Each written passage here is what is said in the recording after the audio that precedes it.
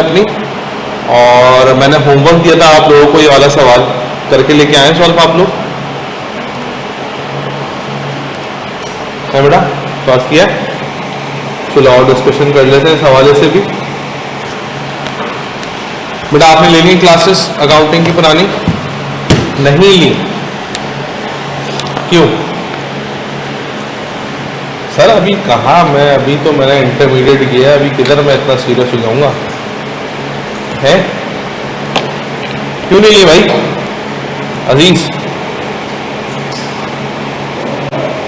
वो तो लेंगे, वक्त गुजरने के बाद अफसोस तो सभी करते हैं। क्यों नहीं ली? कल क्या किया घर जाकर? कुछ नहीं किया तो पढ़ ही लेता भाई। दोस्तों मेरे गलीगत का कजन आ गए थे, काला के बच्चे आ गए थे, नहीं फिर गेम खेलने बैठ गया होगा लैपटॉप वगैरह में, है ना? चलो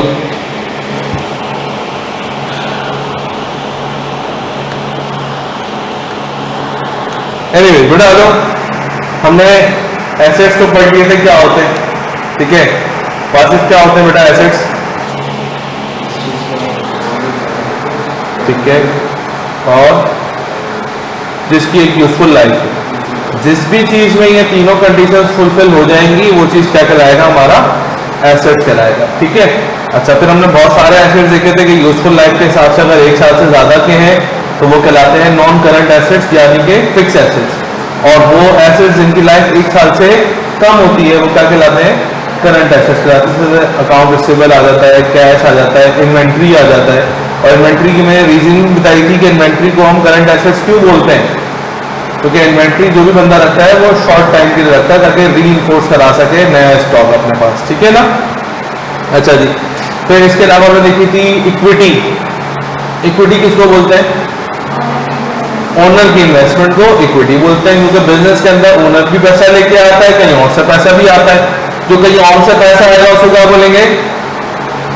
भाई लोन लिया था, पैसा आ गया था, अब ये लोन क्या है मेरे ऊपर? लायबिलिटी है, ठीक है ना? तो बिजनेस के अंदर जो एसेट्स या पैसा जो भी आता है वो या तो ओनर लेके आएगा या तो कोई दूसरा बंदा देगा। तो दूसरे बंदे को जो देगा उसको देने तो है ना वापस में, तो जब बाद में देने हैं तो दैट इज कॉल्ड लायबिलिटी, ठीक है? इक्विटी क्या होती है? ओनर की खुद से की हुई इन्वेस्टमेंट। भाई 10 लाख रुपए के एसेट है, कितने के एसेट है? 10 लाख रुपए के, 6 लाख रुपए के ओनर के, तो इसका मतलब बाकी के 4 लाख के एसेट कहां से आए? लोग खराब तो लेके जाए क्या? नहीं भाई सर, वो उधार में लिए हुए हैं, लायबिलिटी है आपके ऊपर, अभी पे ऑफ करनी बाकी है। लायबिलिटी क्या होती है? लायबिलिटी क्या होती है? लायबिलिटी आपकी प्रेजेंट ऑब्लिगेशन है, सिंपल सिंपल। लायबिलिटी क्या है? आपकी प्रेजेंट ऑब्लिगेशन है कि आज आपने ये अमाउंट, ये हिसाब किताब सेटल करना है, पे करना है, ठीक है? जैसे मैंने कहा था लोन पेबल लायबिलिटी है, सैलरी पेबल लायबिलिटी है, ऐसा है या नहीं? यूटिलिटी पेबल, यूटिलिटी पेबल किसको बोलते हैं?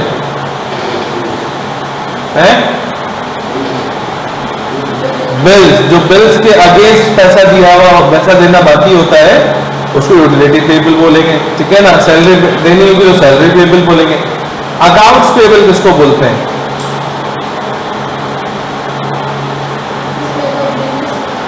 हाँ, ऐसे भाई मेरा कारोबार है कि मैं मसाले रॉ फॉर्म में लेता हूं, ठीक है? स्पाइसेस रॉ फॉर्म में लेता हूं, फिर उसको स्पाइसेस का मसाला बनाता हूं, फिर मसाला बेचता हूं। तो जो मैंने स्पाइसेस रॉ फॉर्म में लिए हैं, ठीक है ना, अब मैंने उसके पैसे नहीं दिए तो मेरी इन्वेंट्री तो है ना, वो तो मेरी परचेज थी। अब जब इन्वेंट्री के अगेंस्ट कोई पैसे ना दे तो that is called accounts payable, क्योंकि आप उस चीज का कारोबार करते हो, धंधा करते हो, और जिसको मैंने कहा था लिखेगा ऑर्डिनरी कोर्स ऑफ बिजनेस, ठीक है? मेरा ऑर्डिनरी कोर्स ऑफ बिजनेस क्या है? मेरा ऑर्डिनरी कोर्स ऑफ बिजनेस है टीचिंग करना, ठीक है? कोई फ्राइज वाला उसको पूछो तुम्हारा ऑर्डिनरी कोर्स ऑफ बिजनेस क्या है, बोला भाई फ्राइज बेचना मेरा ऑर्डिनरी कोर्स ऑफ बिजनेस है, ऐसा ही है ना, ठीक है? तो ऑर्डिनरी कोर्स ऑफ बिजनेस का मतलब क्या होता है कि आपका कारोबार क्या है। फिर हमने अकाउंटिंग इक्वेशन देखी थी बेटा, क्या होती है? टोटल एसेट्स किसके बराबर होते हैं? Total equity plus total liability की, और हमने एक बेसिक सा सवाल भी उसके ऊपर सॉल्व किया था, याद आ रहा है? इसको आगे मूव ऑन करते हैं। और फिर मैंने आप लोगों को एक सवाल भी दिया था, सच सच बताओ किसने सवाल सॉल्व किया है? शाबाश, वेरी गुड। आओ फिर आंसर्स डिस्कस भी कर लेते हैं। क्या सबके आंसर्स हो गए या कुछ में मसला आया? मैंने कहा था 2, 4, 5 में इशू आएगा क्योंकि वो नई टर्म्स है, ठीक है, आना भी चाहिए क्योंकि जब नई टर्म्स है जब सीखा नहीं है तो फिर आएगा ही ना मसला हमें। चलो आओ सीखते हैं, आ जाओ। लिखा हुआ लोन टू अनदर बिजनेस। मैंने वासिफ को पैसे दिए, मैंने वासिफ को क्या दिए? तो वासिफ के लिए तो ये पेएबल है क्योंकि वासिफ मुझे पैसे देगा ना, तो वासिफ के लिए क्या है ये? मैं पैसे क्या करूंगा? लूंगा। भाई मैंने वासिफ को लोन दिया, वासिफ से मैं लोन लूंगा, तो मेरे लिए क्या कहलाएगा? रिसीवेबल, ठीक है। तो मैं इसको लिखता हूं लोन रिसीवेबल। और लोन रिसीवेबल क्या होता है मेरे बच्चे? एसेट होता है। और सर एसेट में भी अगर हम इसको फर्दर क्लैरिफाई करेंगे ये करंट है या नॉन करंट है, तो ये क्या है? अब देखो ये ना लोन के ऊपर एक इशू है। IS 1 पता है क्या कहता है? बात सुनिएगा बेटा, इधर देखें, ये सुने। एज पर IS 1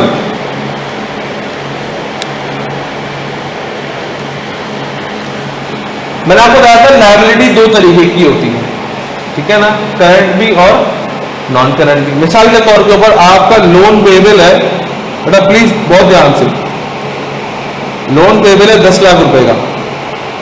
कितने लाख रुपए का क्या है बच्चे? इन 10 ईयर्स। कितने साल? 10 सालों में। तो हर साल कितना लोन पे करना है मैंने? 1 लाख रुपए का।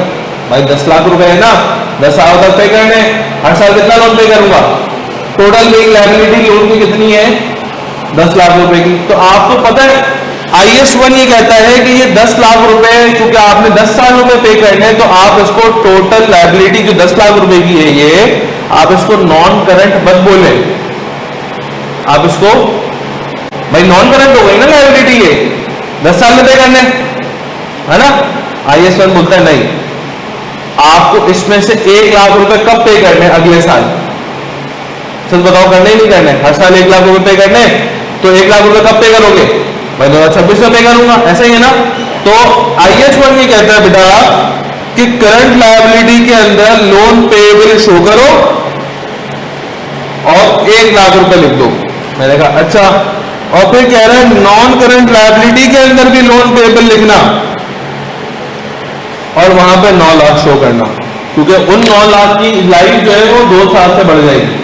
और जो 1 लाख ही क्योंकि नेक्स्ट ईयर ही सेटल करना है, तो इसको क्या करो? करंट लायबिलिटी से न लिख दो। मेरी बात समझ में आ रही नहीं आ रही कि क्या बताना चाह रहा हूं आप लोग, ठीक है। ये बात तुम लोगों को FR 1 में जाके सिखाई जाएगी। मैं अभी इंट्रो में स्टार्ट में ही सिखाऊं ताकि तुम्हारे जहन में रहे। तो लोन का प्रोपोर्शनलिटी कैसे करेंगे? पूरा नॉन करंट में नहीं डाल देंगे इसको। भाई शेयर होल्डर मेरा मालिक होता है ना बिजनेस का, जब मैं शेयर होल्डर को फाइनेंशियल स्टेटमेंट दूंगा कि भाई ये हरकतें मैंने करनी है और पूरा का पूरा 10 लाख का लोन मैं नॉन करंट में डाल दूंगा, और मैं शेयर होल्डर हूं और मैं पढ़ूंगा, उसका मतलब मैं सोचूंगा हाँ यार बिजनेस के अगले साल लोन के पैसे नहीं देने, क्योंकि बिजनेस के अगले साल लोन के 1 लाख रुपए देने, तो वो कैसे पता चलेगा मुझे? अकाउंटेंट ने तो नॉन करंट में डाला बस पूरा का पूरा 10 लाख। तो उसका तरीकेकार यही है कि आप जो नेक्स्ट ईयर सेटल करोगे अमाउंट उसको करंट लायबिलिटीज में शो करो, और जो उसके ऑनवर्ड्स जितने भी साल का होगा उसको क्या करेंगे? हम नॉन करंट लायबिलिटी में शो करेंगे। अच्छा मुझे बताओ अगले साल क्या करूंगा? अगले साल फिर करंट लायबिलिटी में 1 लाख लिख दूंगा और नॉन करंट में कितने हो जाएंगे? 8। तो इस तरीके से क्या होगा? हर साल रिड्यूस होती रहेगी नॉन करंट लायबिलिटी और करंट लायबिलिटी में 1 लाख रुपए आता रहेगा। आ रही बेटा बात समझ में? तो मैं लोन रिसीवेबल को, अब चूंकि इसने एयर मेंशन नहीं किया है कि ये लोन रिसीवेबल कितने साल का था, कितने टाइम पीरियड का था, ठीक है, तो हम क्या करते हैं प्यारे बच्चे?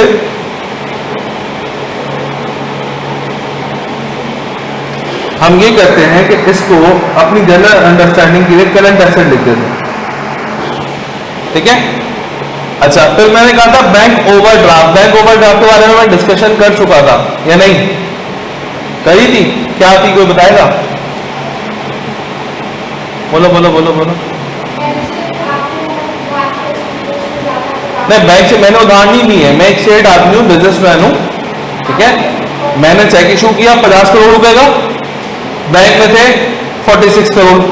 तो बैंक वाला क्या करेगा? बैंक का मैनेजर उस चेक को क्लियर कर देगा, क्योंकि उसको पता है मेरी हर ट्रांजैक्शन ही 40-50 करोड़ रुपए की होती है, उसको पता है 10 मिनट बाद दोबारा 50 करोड़ रुपए आ देंगे, ठीक है ना। तो वो क्योंकि मैं बड़ा क्लाइंट हूं ना, तो मुझे को अफेक्ट नहीं करने देगा वो, ठीक है। मेरा चेक बाउंस हो जाएगा, मैं आज आपको चेक दूं 5 लाख रुपए का, अकाउंट में 4.5 लाख रुपए, तो मेरा चेक बाउंस हो जाएगा, ठीक है। तो कहने का मकसद क्या है, बैंक ओवरड्राफ्ट का मतलब क्या है, बैंक आपको ज्यादा फैसिलिटी प्रोवाइड कर देगा पैसा निकालने की, तो लेकिन बैंक को देने तो है ना, या नहीं देने भाई। आज बैंक से ज्यादा पैसा निकलवा लूंगा तो कल को बैंक को देने, बिल्कुल देने सर। तो बैंक ओवरड्राफ्ट आपका क्या हो जाएगा बेटा, लायबिलिटी हो जाएगी, ठीक है। ये पेएबल है आपका, और लायबिलिटी है भी कौन सा, current liability. Fixtures and fittings, किसी को पता है फिक्चर्स एंड फिटिंग्स का क्या मतलब है?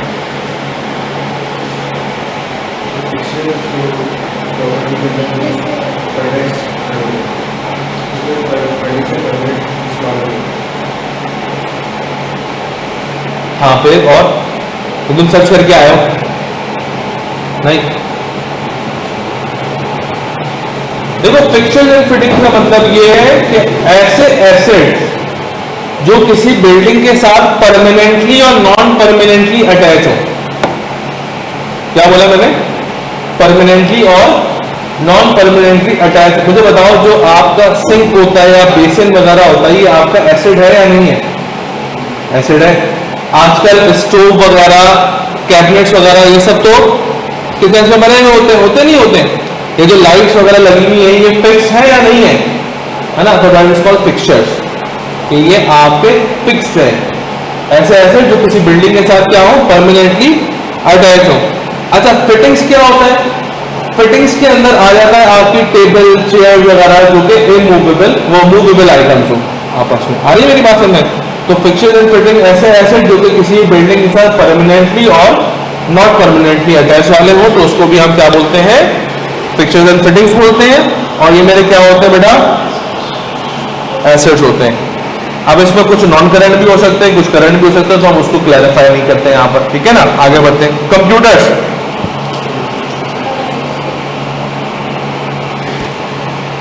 We owe a supplier for inventory bought, inventory ली थी, उसके अगेंस्ट जो बंदा मुझे इन्वेंट्री सप्लाई करता है, दैट इज कॉल्ड सप्लायर, है ना। और उस सप्लायर को मैंने एक और नाम भी दिया था, क्रेडिटर। याद आ रहा है? सप्लायर को मैंने एक और नाम भी बोला था, क्या नाम था उसका, क्रेडिटर। तो मुझे बताया कि इन्वेंट्री ली, पैसे नहीं दिए, तो अभी थोड़ी देर पहले रिवाइज कराया था कि इन्वेंट्री के अगेंस्ट जो पैसे देने होते हैं उसको हम क्या बोलते हैं, बोलो, अकाउंट्स पेएबल। क्या बोलते हैं, अकाउंट्स पेएबल। और अकाउंट्स पेएबल आपका क्या होता है बेटा, करंट लायबिलिटी होता है। क्या ये मेरी बात समझ में आई, नहीं आई? ओके, देखा है, warehouse we own and control assets है भाई। कौन सा एसेट है, करंट नॉन करंट? ये पूछने वाली बात है, नॉन करंट एसेट है यार warehouse. Motor vehicle, current non current? अब ये करंट भी हो सकते हैं, नॉन करंट भी हो सकते हैं। जैसे मिसाल के तौर पर मैंने आपको मिसाल दी थी, भाई मेरे पास फोन है, पिछले 2 साल से चल रहा है। बहुत से लोग होते हैं 1 साल में बराबर कर देते हैं, तोड़ के हाथ में दे देंगे, माँ बाप के लो दूसरा दिलाओ, ठीक है ना, नया मॉडल दिलाओ। तो हर किसी का अपना अपना होता है।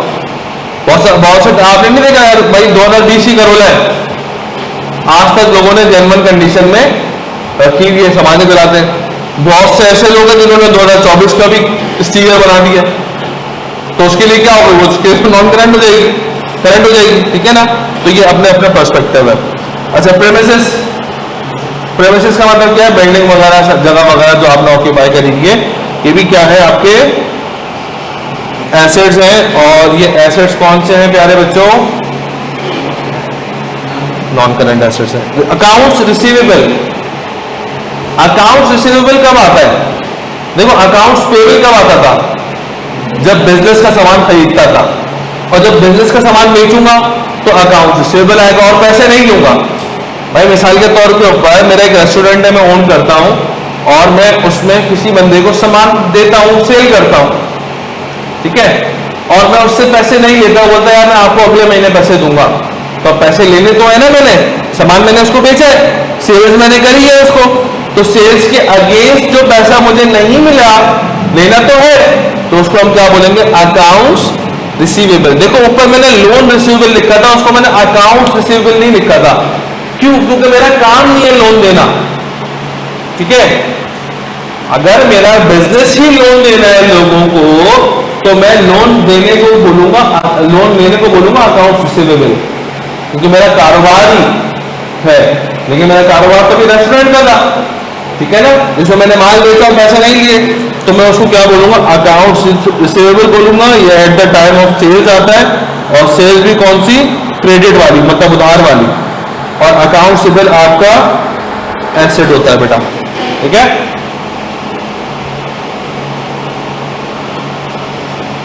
हाँ भाई, इन्वेंट्री क्या होता है, सेट्स होते हैं। पेबल फॉर इन्वेंट्री क्या होता है, लायबिलिटी होता है। ओइंग टू बैंक, भाई बैंक को पैसे देने, मेरा क्या है, पेबल है। पेबल बोले तो लायबिलिटी है, ऐसा। Cash in hand, loan from a friend for business use. भाई ये क्या बात हो गई, भाई दोस्त से पैसे लिए हैं बिजनेस के इस्तेमाल के लिए, तो भाई लायबिलिटी है ना, ये पैसे तो देने को है, मतलब लोन पेबल है ये, मतलब लायबिलिटी, ऐसा। और मशीनरी क्या है आपके पास, एसेट है। जिसने होमवर्क नहीं किया वो आंसर्स को नोट डाउन कर लो, जिसके कोई डाउट्स थे, अगर क्लियर होगा तो ठीक है, नहीं हुए तो मुझसे डिस्कस कर लें।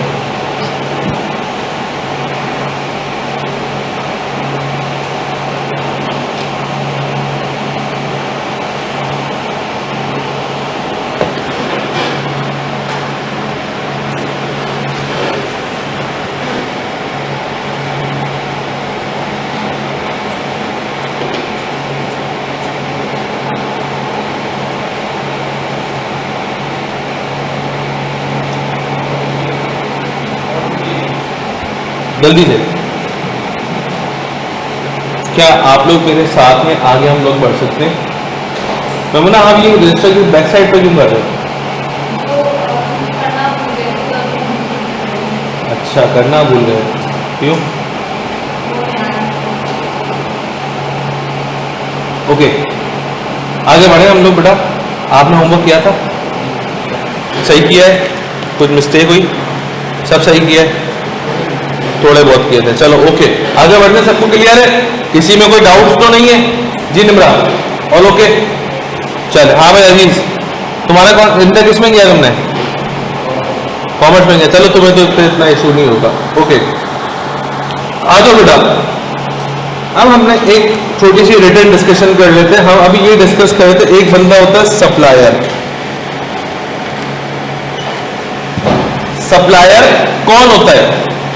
सप्लायर वो होता है जो बिजनेस को गुड्स प्रोवाइड करे, और वो गुड्स जिसका वो कारोबार करता है। हम गुड्स उसी को बोलते हैं जिस चीज का बिजनेस कारोबार करता हूं। मिसाल के तौर के ऊपर मेरा एक रेस्टोरेंट है जो मैं ओन करता हूं। अब इस रेस्टोरेंट में ये बंदा चिकन सप्लाई करता है, तो चिकन मेरी क्या हो जाएगी, इन्वेंट्री हो जाएगी। और मैंने रेस्टोरेंट में इस बंदे को पेमेंट नहीं करी, तो चूंकि इसने मुझे इन्वेंट्री दी जिस चीज का मैं कारोबार करता हूं, इसने मुझे ऐसी चीज दी जिसको मैं ट्रेड करता हूं, जिस चीज का मैं कारोबार करता हूं, मैंने इसको पैसे नहीं दिए, तो अकाउंटिंग बोलती है, आप इसको नोट करोगे अकाउंट्स पेएबल के नाम से। किस नाम से? अकाउंट्स पेएबल के नाम से, ठीक है। अच्छा, सप्लायर बोलो, क्रेडिटर बोलो, ठीक है, एक ही बात है, मैं आपको बता चुका था पहले, ठीक है। अच्छा, अब सिमिलरली एक बंदा इसको हम लोग बोलते हैं कस्टमर। फिर वही रेस्टोरेंट का है मेरे, ठीक है ना। अब रेस्टोरेंट ने इसको क्या प्रोवाइड करी बेटा, सेल करी। पहले तो रेस्टोरेंट परचेज करता ना सप्लायर से, अब रेस्टोरेंट कस्टमर वो क्या करेगा, सेल करेगा। बोलो भाई सेल हो गई, यहां परचेज हो रहा था, अब रेस्टोरेंट कस्टमर को क्या कर रहा है, सेल कर रहा है, और सेल करते वक्त उसने पैसे नहीं दिए, इन रिटर्न उसने पैसे नहीं दिए, मतलब मैंने माल उसको बेचा और उसने मुझे पैसे नहीं दिए। अब ये बिजनेस का पैसा है, लेना तो है ना, तो ये मेरा क्या कहलाएगा, अकाउंट्स रिसीवेबल। अब आप इसको कस्टमर बोलो या डेटर्स बोलो, एक ही बात है, ठीक है।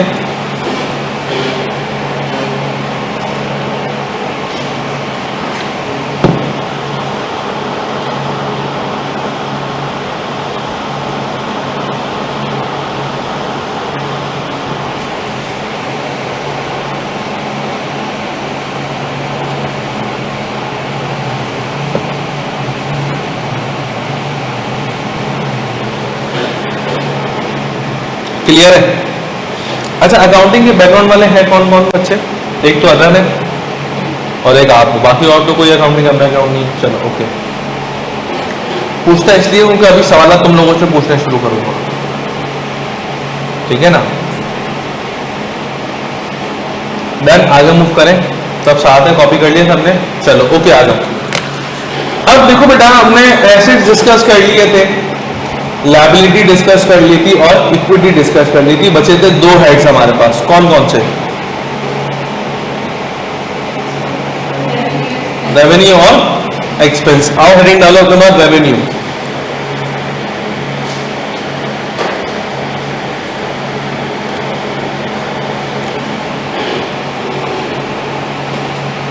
सो रेवेन्यू क्या है?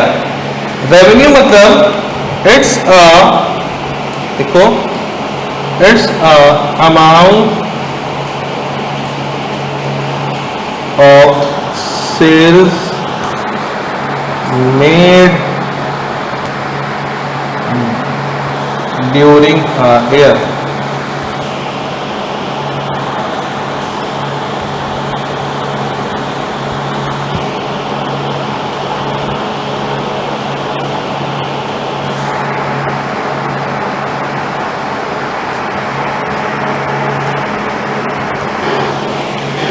मतलब एक साल में जो भी आप बेच के पैसा कमाओगे, दैट इज कॉल्ड सेल्स। अच्छा, बिजनेस को याद रखना, ठीक है। जो भी आपने सामान बेचा और जो पैसा कमाया, वो आपकी क्या लाएगी, सेल्स कहलाएगी। और सेल्स बोलो या रेवेन्यू बोलो, एक ही बात है। अब देखो, बिजनेस की इनकम ना दो तरीके की होती है, क्योंकि बिजनेस दो तरीके के हैं। बिजनेस में दो तरीके की हैं, एक वो जो कि सर्विस इंडस्ट्री है,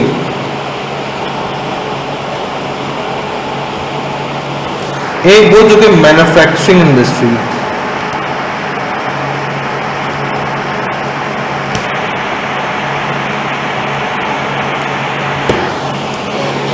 अब बात को समझना बेटा, सर्विस इंडस्ट्री क्या है? ऐसे लोग जो सर्विस प्रोवाइड करते हैं। जैसे मिसाल के तौर पर हमारा इदारा है, अब हम कोई चीज बनाते तो नहीं है, बनाते कोई चीज मैन्युफैक्चर करते हैं हम, हैं? तो किसका मतलब कि हम अपने इदारे की अकाउंटिंग नहीं करवाएंगे क्या? कोई बोलो कोई चीज बनाते नहीं, बस तो बिल्कुल होगी अकाउंटिंग हमारे इदारे की भी। तो सर हमारे पास पैसा कहां से आएगा? हम किसको रेवेन्यू बोलेंगे? तो क्योंकि हम सर्विस इंडस्ट्री बिलोंग करते हैं, तो सर्विस इंडस्ट्री के अंदर जो फीस है वो आपका रेवेन्यू। आ रही मेरी बात समझ? जैसे मैं टीचिंग इंडस्ट्री आ गई, जैसे लॉयर है, लॉयर क्या करते हैं? कोई चीज बनाते हैं, बेचते हैं क्या? भाई लॉयर, मैं एक लॉयर हूँ, मैंने अपनी कंसल्टेंसी फर्म खोली हुई है, 50 लॉयर्स मैंने हायर किए हैं, बहुत बड़ा काम है मेरे पास। अब क्या करूँ? पैसा तो मेरे पास आता है, तो वो सेल करके आता है, मैं तो कुछ बनाता बेचता तो नहीं हूँ। मैं वो क्या प्रोवाइड करता हूँ? बोलो, सर्विस प्रोवाइड करता हूँ, ठीक है। या कोई कंसल्टेंसी फर्म खोल लेता है अपनी, भाई आपको टैक्स के मैटर्स हैं, यहाँ डिस्कस करो, ऑडिट के मैटर्स हैं, यहाँ डिस्कस करो, सिर्फ हम फीस लेंगे, आपको सजेशन देंगे, ठीक है ना। आ रही है मेरी बात समझ में? नहीं आ रही? तो इस तरह के इंडस्ट्रीज को क्या बोलते हैं? सर्विस इंडस्ट्रीज बोलते हैं, जो कि सर्विस प्रोवाइड करें, ठीक है। फर्म क्या है? फर्म कोई चीज बनाती बेचती, ऑडिट फर्म है। हाँ, ऑडिट फर्म के बारे में पता है ना, जहाँ पे ऑडिट करने जाओगे भी आर्टिकलशिप के लिए मैंने बताया था ओरिएंटेशन के अंदर।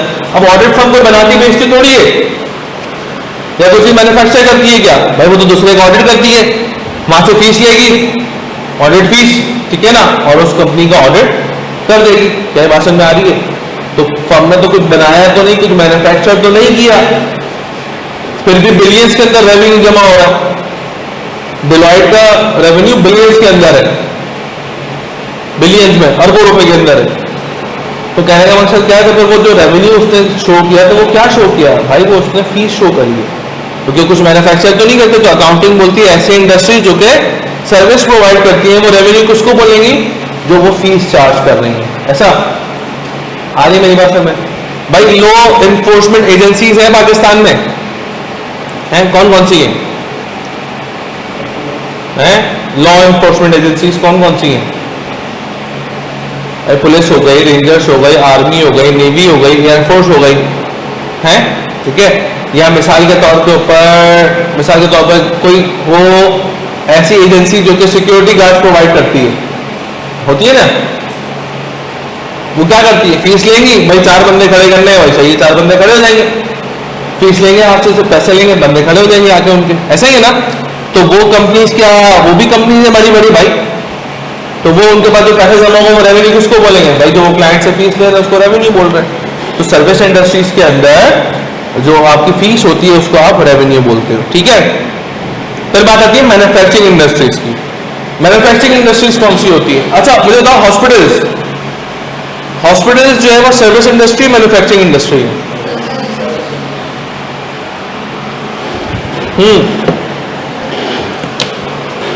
क्योंकि हॉस्पिटल कुछ बनाता नहीं है ना कुछ बेचता है, सर्विसेज देता है।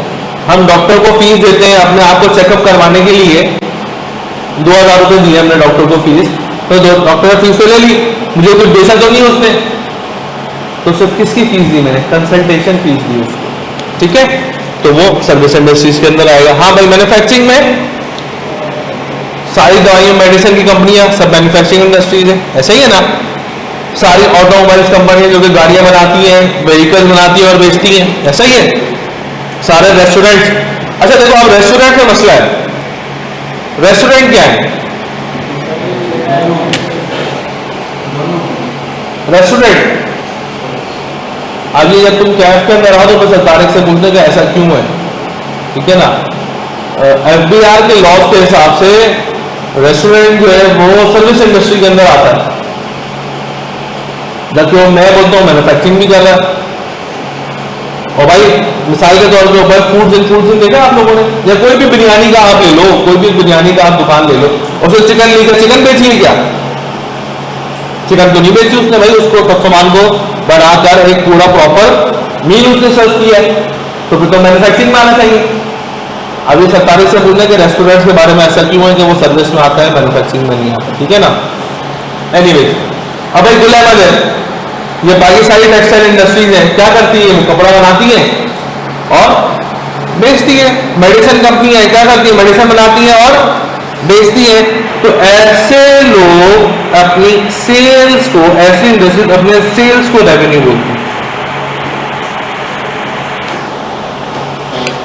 ठीक है।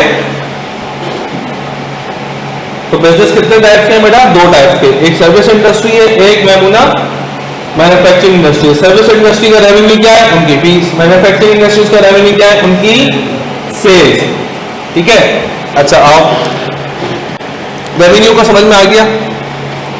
अब आओ बेटा हम दूसरा हेड डिस्कस करते हैं,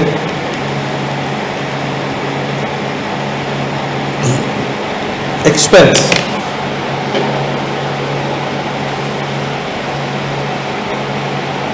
जी inter commerce, what is expense? ये तो बड़ा आसान सवाल है, बता दोगे तुमने भी कॉमर्स में किया? नहीं किया ना, बस चुप रहो। हाँ भाई,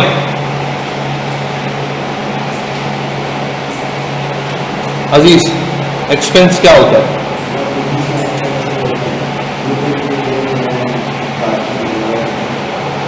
अच्छा ओके, हाँ भाई, जिसमें कंपनी ने पैसे लगाए प्रॉफिट बनाने के लिए। बिजनेस अकाउंटिंग ये कहती है कि आप एक्सपेंस किसको बोलेंगे, लिखता हूं, आप लोग लिखो, द अमाउंट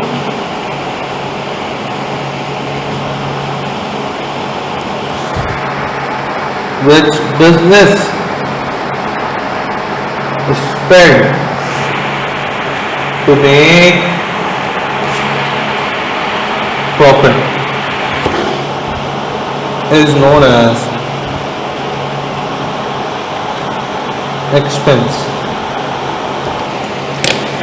तो बिजनेस की जबान में एक्सपेंस उसको बोला जाएगा जो कि बिजनेस ने कारोबार बढ़ाने के लिए, सेल्स बढ़ाने के लिए, प्रॉफिट बढ़ाने के लिए, प्रॉफिट कमाने के लिए किया हो। ठीक है, मिसाल के तौर के ऊपर मैं कंपनी का मालिक हूं और मैं दुबई जाता हूं एक बिजनेस मीटिंग के लिए। ठीक है, कंपनी ने मुझे एस्टिमेट दिया है कि सर 10 लाख रुपए की आपकी मीटिंग का एस्टिमेट है कि आप दुबई जाएंगे और मीटिंग कंडक्ट करेंगे और फिर वापस आ जाएंगे। ठीक है भाई, अब मैंने क्या किया, मैं अपनी फैमिली को भी साथ में ले गया, 10 लाख रुपए और खर्चा करवा दिया। अब मैंने कंपनी को कितने फटीक लगाई, मतलब कितने का खर्चा कर दिया, 20 लाख रुपए का। बोला एक्सपेंस में डाल दो। अब अकाउंटेंट मेरा मना करता है, बोलता नहीं डालूंगा एक्सपेंस में। क्या अकाउंटेंट सही कह रहा है या नहीं कह रहा? क्यों? क्योंकि बिजनेस का जो खर्चा था वो सिर्फ 10 लाख रुपए था, जो मीटिंग का था। जो 10 लाख रुपए मैंने अपना पर्सनल खर्चा किया है वो मेरा अपना पर्सनल खर्चा, उसका बिजनेस से कोई लेना देना नहीं है। मैंने आपको पहले भी बताया था कि हम जो अकाउंटिंग करते हैं वो किसकी करते हैं, बिजनेस की करते हैं। हम किसी पर्टिकुलर पर्सन की या मालिक की अकाउंटिंग नहीं करते। मालिक 10 लाख रुपए का 10 करोड़ रुपए खर्चा कर दे, बिजनेस के एक्सपेंस में वो चीज को नहीं होगी। बिजनेस के अंदर सिर्फ क्या लिखा जाएगा, 10 लाख रुपए जो कि उसने बिजनेस मीटिंग के लिए खर्चा करे थे। आ रही मेरी बात समझ? तो एक्सपेंस हम उसको बोलते हैं जो कि प्रॉफिट कमाने के लिए, सेल्स कमाने के लिए आप करते हैं, उसको सिर्फ एक्सपेंस बोलते हैं। ठीक है, अच्छा, हम सैलरी देते हैं लोगों को, एम्प्लॉयज को, हम उसको बोलते हैं सैलरी एक्सपेंस। क्या बोलते हैं? Salary expense. तो क्या वो वाकई एक्सपेंस है या नहीं है? और है भाई। मैंने एम्प्लॉयज किस लिए रखे हैं? डांस करने के लिए रखे हैं क्या? किस लिए रखे हैं मैंने एम्प्लॉयज? भाई इसलिए रखे हैं ताकि वो मेरी काम में, कारोबार में मदद करें। है आ रही मेरी बात समझ में? मैंने एक हेड ऑफिस लिया हुआ है भाई, मेरे पास चूंकि ऑनलाइन ऑर्डर बहुत ज्यादा आते हैं, तो मैंने क्या किया, मैंने 2 ऑफिसेस और ले लिए कि यहाँ पर भी मैं अपने सेल्स रिप्रेजेंटेटिव बिठाऊंगा ताकि सेल्स ऑर्डर यहाँ से भी जनरेट। अब वो 2 ऑफिसेस जो मैंने ऑक्यूपाई करे हैं उसमें मैंने 10 लाख रुपए, 15 लाख रुपए रेंट देना है। तो जो रेंट है, क्या वो रेंट एक्सपेंस है या नहीं है? हाँ सर, वो मैंने तो मूवी देखने के लिए थोड़ी 2 ऑफिस बनाए, किस लिए बनाया? ताकि बिजनेस का कारोबार में यूज हो वो। ठीक है ना? तो इसीलिए वो रेंट भी क्या कहलाएगा, मेरा रेंट एक्सपेंस कहलाएगा। वो जो यूटिलिटी का बिल आएगा वहां पे, वो भी क्या कहलाएगा, यूटिलिटी एक्सपेंस कहलाएगा। जो मैं बंदे हायर कर रहा हूं उनकी सैलरी जो होंगी वो क्या कहलाएगी, सैलरी एक्सपेंस कहलाएगा। आ रही है मेरी बात समझ में या नहीं आ रही? तो एक्सपेंस किसको बोलते हैं बेटा, दोबारा से बताओ? है प्रॉफिट कमाने के लिए बिजनेस खर्च करे, प्रॉफिट। मैं एडवर्टाइजमेंट कर रहा हूं है भाई, मैंने एक एडवर्टाइजमेंट एजेंसी हायर करी, उसको एडवर्ट बनवाया कि हमारी कंपनी ने नई टॉफी बनाई है। ठीक है ना? अब वो टॉफी का जो एडवर्टाइजमेंट है वो सब मूवी उस पर टीवी पे आ रहा है, इंटरनेट के ऊपर आ रहा है, तो मैं कॉस्ट पे कर रहा हूँ ना। है भाई, एडवर्टाइजमेंट एजेंसी मैंने हायर करी, 20 लाख रुपए का एड बनवाया सिर्फ मैंने, फिर मैं उसको इंटरनेट के ऊपर, टीवी के ऊपर, कमर्शियल तौर के ऊपर मैं उसको रन कर रहा हूँ, टोटल खर्चा 40 लाख रुपए का आया है। तो क्या एडवर्टाइजमेंट एक्सपेंडिचर है, एडवर्टाइजमेंट एक्सपेंस के तौर पर मैं 40 लाख रुपए लिखूं नहीं लिखूं? लिखूंगा। एडवर्टाइजमेंट क्यों कर रहा हूं? ताकि सेल्स बढ़े, ऐसा ना? सेल्स होगी, प्रॉफिट होगा, तो ये 40 लाख रुपए में क्या कोड करूंगा बेटा, एडवर्टाइजमेंट एक्सपेंडिचर के नाम पे कोड करूंगा। ऐसा ही है? तो फिर मुझे बताओ, व्हाट इज इनकम?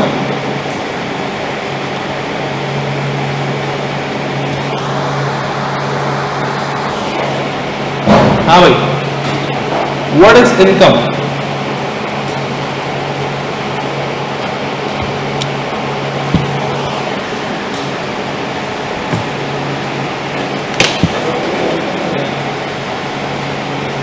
इनकम किसको बोलते हैं?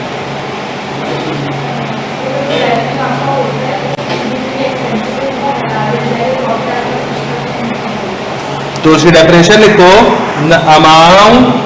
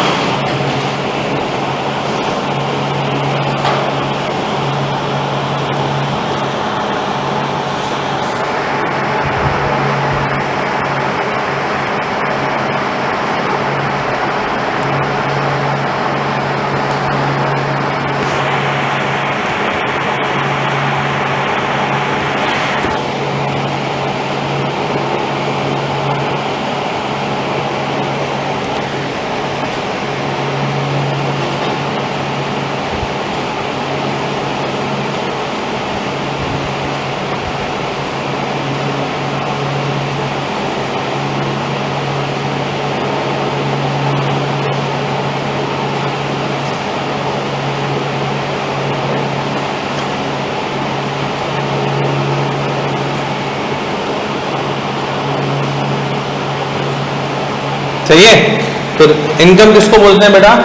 The amount which is left over after deducting all expenses from revenue. भाई बिजनेस ने रेवेन्यू के तौर के ऊपर कमाए थे 100 करोड़ रुपए। कितने करोड़ रुपए? 100 करोड़ रुपए कमाए, ठीक है। और बिजनेस ने उन 100 करोड़ रुपए कमाने के लिए जो टोटल खर्चा किया वो 60 करोड़ रुपए का किया। तो 100 में से 60 निकाल तो कितने बचे? 40 करोड़ रुपए, ठीक है। तो ये आपका क्या कहलाएगा? प्रॉफिट कहलाएगा, इनकम कहलाएगी। ऐसा ही है भाई। मिसाल के तौर के ऊपर मैं एक इंडिविजुअल बंदा हूं, मेरे पास मेरी इनकम 5 लाख रुपए आई, ठीक है। 2 लाख रुपए मैंने एक्सपेंस किया था पूरे महीने का, वो मैं निकाल दूं तो 3 लाख रुपए जो मेरे पास बचे दैट इज माय इनकम। जो 5 लाख रुपए थे वो क्या था? रेवेन्यू था। जो 2 लाख रुपए मैंने खर्चा किया था वो क्या था? एक्सपेंस था, ठीक है। तो उसको भी अपने बार नोट डाउन कर लो बेटा जल्दी से, शाबाश। इसलिए कोई सवाल है तो मुझसे करें, शाबाश।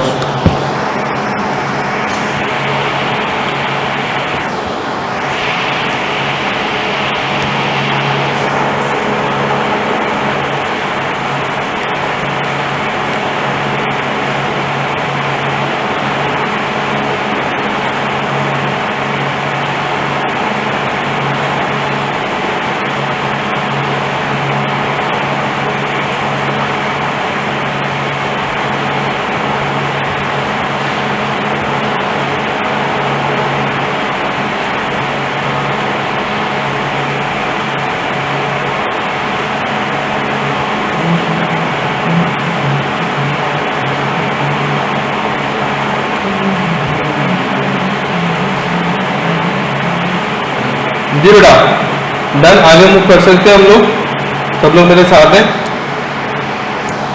या नहीं?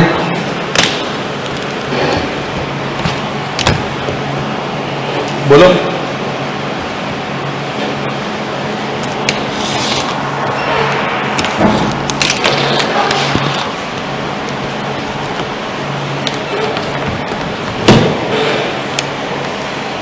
Just a second.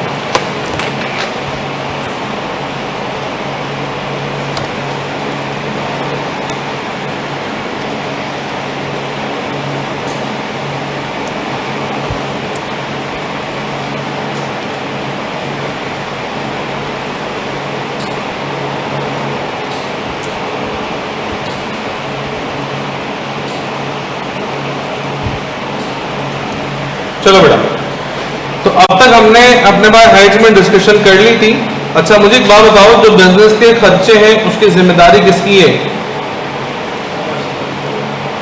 मालिक की, कि वो खर्चे मीट करे, ऐसा ना। और जो प्रॉफिट आएगा वो भी किसका? मालिक का। जो खर्चा होगा वो मालिक के हिस्से को कम करेगा, बढ़ाएगा? जो एक्सपेंसेस हम करते हैं वो ओनर के हिस्से को बढ़ाते हैं या कम करते हैं? भाई कम करते हैं ना, प्रॉफिट मेरा है ना, तो एक्सपेंसेस प्रॉफिट को बढ़ाता है कम करता है? कोई कम करेगा। भाई 100 रुपए में से 50 रुपए एक्सपेंस है तो प्रॉफिट कितना? 50 रुपए। एक्सपेंस बढ़ाओ 60 रुपए कर दो तो क्या प्रॉफिट कम होगा? हाँ ऐसी बात है। तो मालिक का हिस्सा प्रॉफिट है ना, वो कम हो जाएगा, ऐसा ही है।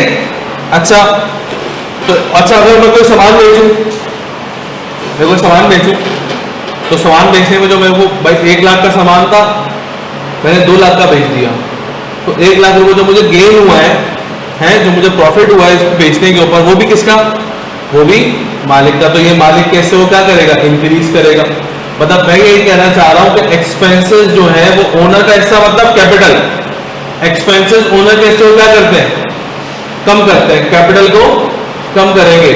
और जो प्रॉफिट आप कमाते हो वो ओनर के हिस्से को, मतलब कैपिटल को क्या करते हैं, वो लोग इंक्रीज करते हैं, ऐसा। तो अभी मैंने आपके सामने कुछ ट्रांजैक्शंस लिखी हैं, और इन ट्रांजैक्शंस के लिए हमने अपने पास सबसे पहले आइडेंटिफाई करना है कि इनमें कौन कौन से हेड्स के ऊपर इफेक्ट आ रहा है। सबसे इंपॉर्टेंट पार्ट पता है क्या है, ट्रांजैक्शन पढ़कर उसके हेड्स आइडेंटिफाई करना कि किन किन अकाउंट्स के ऊपर इफेक्ट आएगा, इधर पॉजिटिव इधर नेगेटिव, सही है। अगर वो पता चल गया आगे की सारी कहानी आसान हो जाएगी, ठीक है। तो आओ जरा हम अल्लाह का नाम लेके शुरू करते हैं और इधर देखते हैं कि कौन कौन से अकाउंट्स के ऊपर इफेक्ट आ रहा है। लिखा बबलू कमेंस्ड बिजनेस, कमेंस का मतलब होता है स्टार्ट करना। बबलू ने बिजनेस स्टार्ट किया है विद कैश इन्वेस्टमेंट ऑफ ₹80,000। मतलब बिजनेस में बबलू क्या लेके आया है, कैश लेके आया है। तो मैं एक बात आपसे कहता हूं कि एक तो इसमें कैश का अकाउंट हिट हो रहा है ना, और कैश का अकाउंट बढ़ रहा है कम हो रहा है, बढ़ रहा है भाई, बिजनेस के अंदर कैश लेके आ रहा है तो बढ़ रहा है। अच्छा, साथ में ओनर का क्या बढ़ रहा है, बोलो, कैपिटल भी क्या हो रहा है, साथ में ओनर का इंक्रीज हो रहा है, ऐसा है या नहीं है। तो दो अकाउंट्स के ऊपर इफेक्ट आ रहा है, एक कैश के ऊपर, एसेट के ऊपर।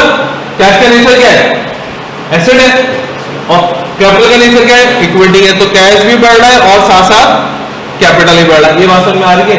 हर ट्रांजैक्शन के अंदर कम से कम भी 2 अकाउंट्स हिट होंगे, और 2 से ज्यादा भी हो सकते हैं। क्या कहा मैंने, कम से कम कितने अकाउंट हिट होंगे। ऐसी कोई ट्रांजैक्शन है जिसके अंदर सिर्फ एक अकाउंट आ रहा हो, नहीं है ऐसी कोई ट्रांजैक्शन।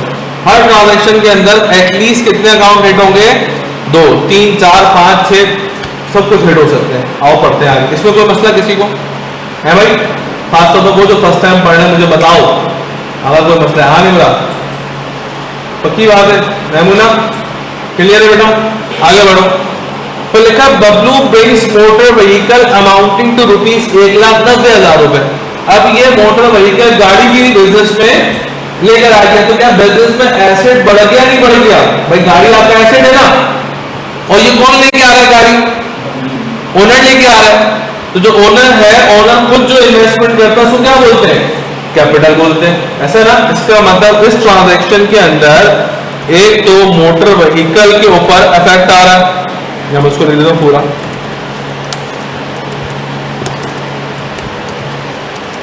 एक तो मोटर व्हीकल के ऊपर इफेक्ट आ रहा है, दूसरा किसके ऊपर इफेक्ट आ रहा है बेटा, बोलो, किसके ऊपर, कैपिटल। कैपिटल का प्लस आ रहा है माइनस आ रहा है, प्लस आ रहा है क्योंकि ओनर लेके आ रहा है अपने साथ, ऐसा। क्लियर होती है बात बेटा ये, हाँ भाई हुज़ैफा क्लियर है, ओके। नेक्स्ट ट्रांजैक्शन कहाँ गई, बताओ।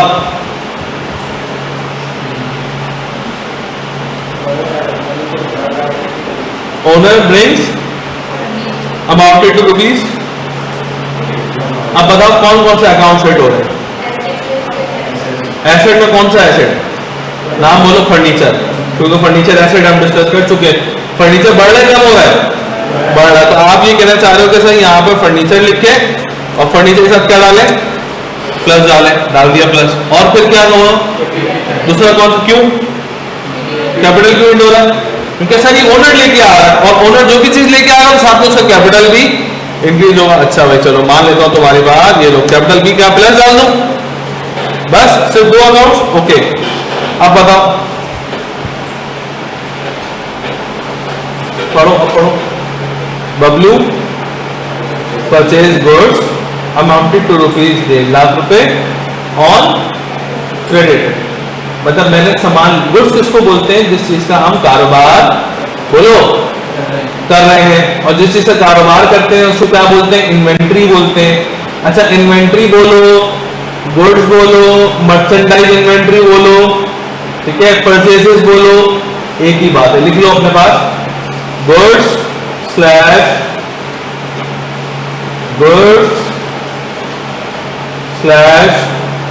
Purchases slash inventory slash merchandise inventory.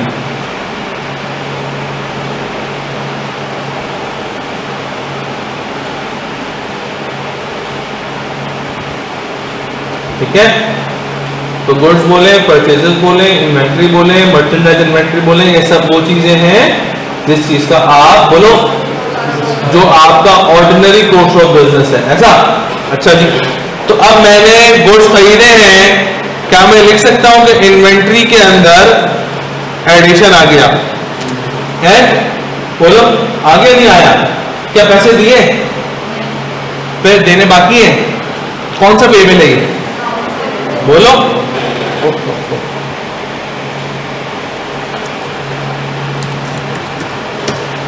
हाँ, कौन सा पेबल है बेटा? अकाउंट्स पेबल है। ओके, और अकाउंट्स पेबल क्या हो रहा है? इंक्रीज हो रहा है, सही है। अच्छा, आगे बढ़े, ई पे आए। Bablu withdraw cash for personal use. एक बात को याद रखिएगा, याद रखने वाली बात यह है कि ओनर जो भी अपने पर्सनल यूज की चीजें बिजनेस से ले, उसको हम लोग बोलते हैं ड्राइंग्स। क्या बोलते हैं? बोलो क्या? ड्राइंग्स। ओनर बिजनेस से जो भी चीज लेगा उसको अकाउंटिंग की जबान में क्या बोलेंगे? ड्राइंग्स बोलेंगे। ठीक है, और सर ड्राइंग का नेचर क्या है? एसेट है, लायबिलिटी है, इक्विटी है, रेवेन्यू है, एक्सपेंस है, क्या है नेचर? तो याद रखना, ड्राइंग्स का नेचर कॉन्ट्रा इक्विटी है। सर ये कौन सा वर्ड बोला है, कॉन्ट्रा इक्विटी? कॉन्ट्रा इक्विटी का मतलब है इक्विटी तो ओनर की इन्वेस्टमेंट, कॉन्ट्रा इक्विटी का मतलब ओनर अपनी इन्वेस्टमेंट घर लेके जा रहा है, तो बिजनेस से उसकी इन्वेस्टमेंट में से माइनस कर देंगे। भाई ओनर बिजनेस में कुछ लेके आता है तो कैपिटल बढ़ता है नहीं बढ़ता? बोलो ना, बढ़ता है। अब जब ओनर बिजनेस से अपने घर लेके जाएगा तो उसका कैपिटल कम हो जाएगा नहीं हो जाएगा? बिल्कुल सर हो जाएगा। तो जो कैपिटल कम हो जाएगा वो किस नाम से होगा? ड्राइंग्स के नाम से होगा। आ रही है मेरी बात समझ में? तो बेटा किसको बोलते हैं ड्राइंग्स? जी अलियादत, जो ओनर पर्सनल यूज के लिए बिजनेस से कोई भी सामान ले या कैश ले या कोई भी ले, जो बिजनेस से परचेज किया अगर वो पर्सनल यूज के लिए ले जाएगा तो उसको क्या बोलेंगे? ड्राइंग्स बोलेंगे। और ड्राइंग्स का नेचर क्या है? कॉन्ट्रा इक्विटी है। कॉन्ट्रा का मतलब अपोजिट, कॉन्ट्रा का मतलब अपोजिट, इक्विटी का अपोजिट है, मतलब इन्वेस्टमेंट का अपोजिट है विड्रॉ। ठीक है, तो इसका मतलब मेरे प्यारे बच्चों यहां पर एक तो ड्राइंग्स के ऊपर रेट आया और ड्राइंग्स बढ़ रही है, और साथ साथ क्या ले गया? कैश ले गया, तो कैश प्लस हुआ माइनस हुआ? माइनस हुआ। ठीक है, अच्छा भाई ठीक है, कैश माइनस होगी। अब बताओ इस वाले ट्रांजेक्शन में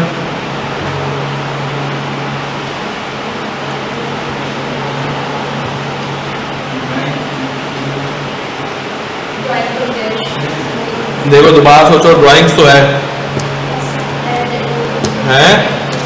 ड्राइंग्स बढ़ रही हैं, और सर वो गुड्स लेके जा रहा है, तो गुड्स आए थे तो इन्वेंट्री को प्लस बोला था, अब गुड्स जा रहे हैं तो इन्वेंट्री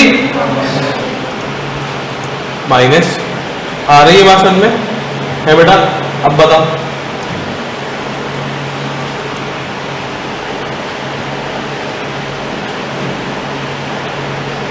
मैं एक्सप्लेन करता हूं।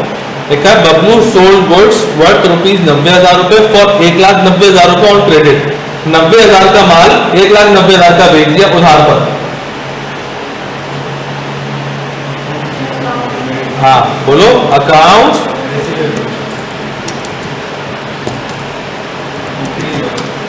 एक तो 1,90,000 रुपए लेने, पहली चीज। क्या सामान मैंने बेचा उसको? इन्वेंट्री कम नहीं होगी सामान बेचने से क्या, या होगी? भाई 90,000 रुपए का सामान कम हो जाएगा ना, या नहीं होगा? वासिफ हो जाएगा। तो क्या इन्वेंट्री लिखकर क्या लिख दूं, माइनस लिख दें, ऐसा क्लियर होती है बात। ऊपर से तो नहीं जा रहा है, थोड़ा थोड़ा जा रहा है ऊपर से, बोलो थोड़ा थोड़ा जा रहा है, आएगा आएगा आएगा, थोड़ा थोड़ा आएगा। आगे बढ़ते हैं बेटा। नाउ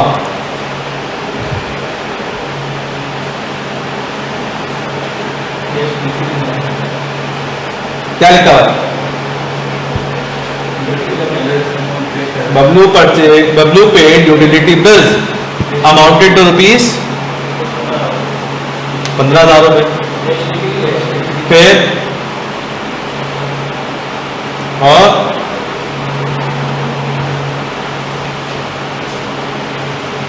कैश डिक्रीज हो गया सर, और कैश कितने डिक्रीज हुआ, पहले तो पूरे 15,000 का बिल पे कर दिया है ना, और 10,000 तो ऑफिस का था, वो कैपिटल पे आ जाएगा, और भाई 5,000 घर का भी तो था भाई, 15,000 का बिल था नहीं था, 10,000 ऑफिस का था, 5,000 किसका है, घर का, तो वो किस नाम से आएगा, ड्राइंग्स के नाम से आएगा। तो यहाँ पर कितने अकाउंट डेट हो रहे हैं, 3 अकाउंट डेट हो रहे हैं, 2 माइनस हो रहे हैं, कैश और कैपिटल, ठीक है। कैपिटल क्यों माइनस हो रहा है, एक्सपेंस की वजह से ना, ठीक है। अच्छा मुझे एक बात बताओ, आपको जी वाली ट्रांजेक्शन नजर आ रही है? पढ़ो क्या लिखा हुआ,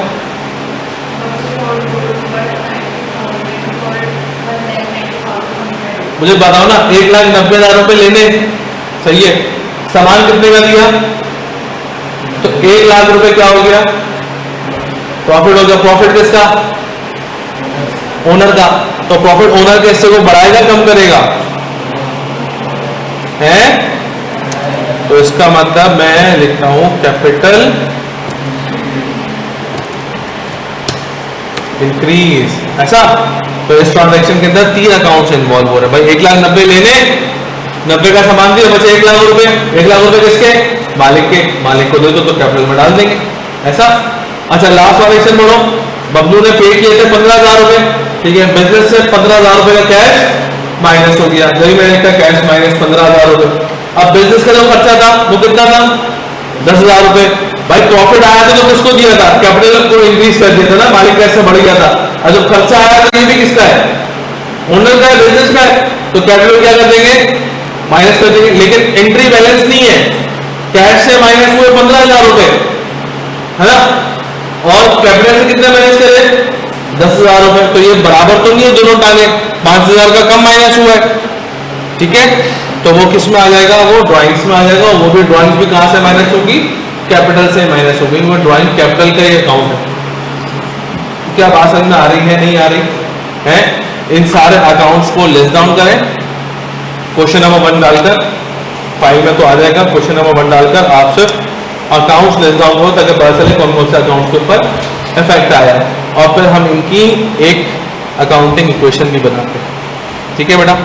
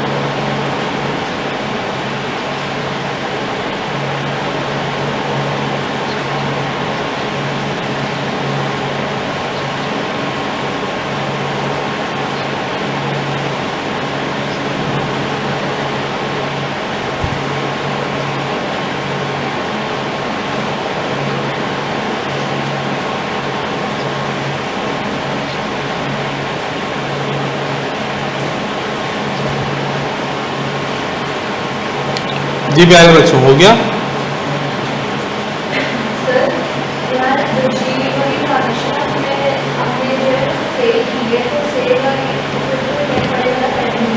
इसका तो वो रेवेन्यू आ गया ना 1,90,000 रुपए की सूरत में, आधा इन्वेंट्री से माइनस हो गया, जो बचा वो कैपिटल में चला गया। इसमें अभी एक और अकाउंट का एडिशन होगा, तो जब मैं एंट्री रिकॉर्ड करना सिखाऊंगा ना, जब हम बुक्स ऑफ प्राइम एंट्री बनाना शुरू करेंगे तब बताऊंगा। इसमें अभी सेल्स का अकाउंट भी अफेक्ट होगा, लेकिन अभी अकाउंटिंग इक्वेशन में मुझको नहीं लेंगे।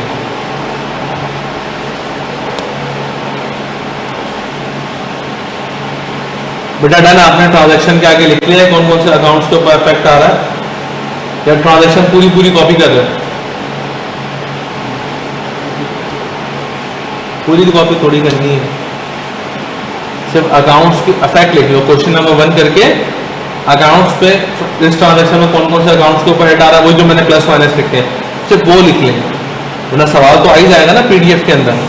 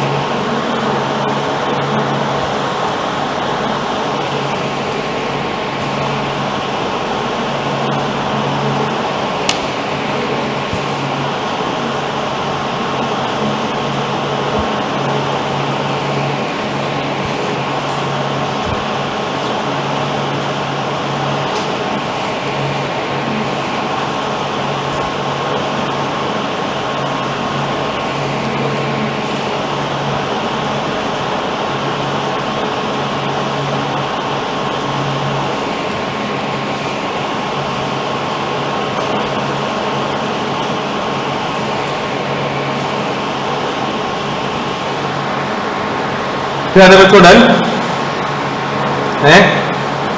आगे बढ़ सकते हैं हम लोग, सब मेरे साथ हैं या नहीं है बताइए। वासिफ रुको, ओके।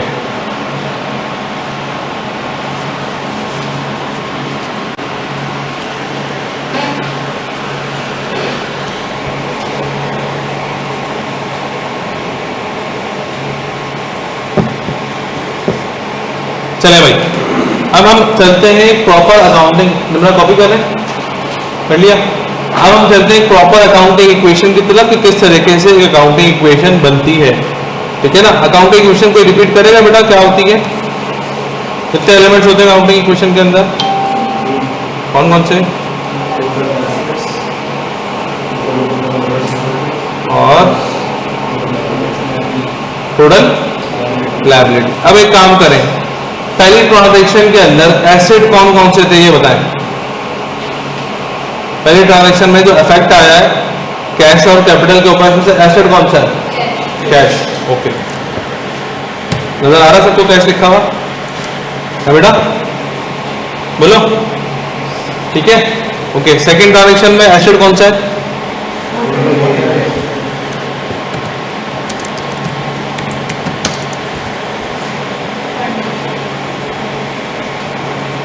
थर्ड ट्रांजैक्शन में एसेट कौन सा है,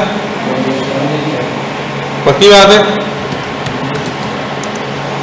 इंक्रीज डिक्रीज को भी देखते हैं, ठीक है। फिर फोर्थ ट्रांजैक्शन में इन्वेंट्री आपका क्या है, वहां से एसेट है बेटा, ठीक है ना। लिख देते हैं हम यहां पर, ओके। फिर कैश एसेट है, कैश का अकाउंट तो बना लिया ना, दोबारा नहीं बनाएंगे, एक ही दफा बनाएंगे ना एक अकाउंट जो भी होगा, ठीक है। फिर इन्वेंट्री का बना लिया, फिर अकाउंट सेबल का नहीं बना।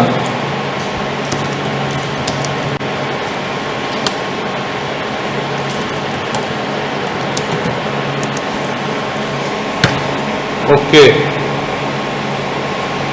फिर बच्चों फिर कैश का और कैपिटल, कैश का तो बन गया, ठीक है ना। अब आओ लायबिलिटी साइड, ये तो एसेट होगा ना, मैं इसको सबको नाम दे देता हूं,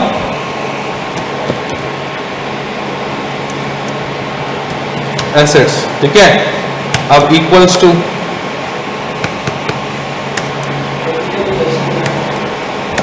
है कैपिटल एसेट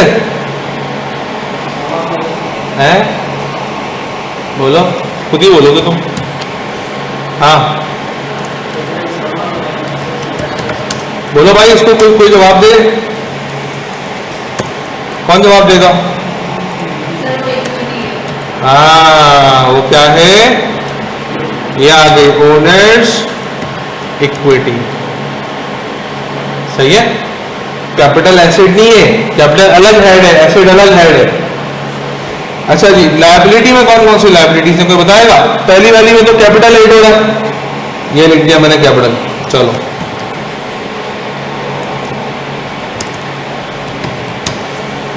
ठीक है, यहाँ तो प्लस ही आएगा। अच्छा फिर दूसरे ट्रांजेक्शन में भी कैपिटल, तीसरे में भी कैपिटल, चौथी में अकाउंट्स पेबल, एक लायबिलिटी का हेड आया अकाउंट्स पेबल, फिर चौथी में, पांचवी में, छठी में कहीं है कोई लायबिलिटी और? फिर कैश माइनस इन्वेंट्री और कैपिटल, और इन्वेंट्री और कैपिटल और ड्राइंग, मतलब लायबिलिटी सिर्फ एक ही है, कौन सी बेटा?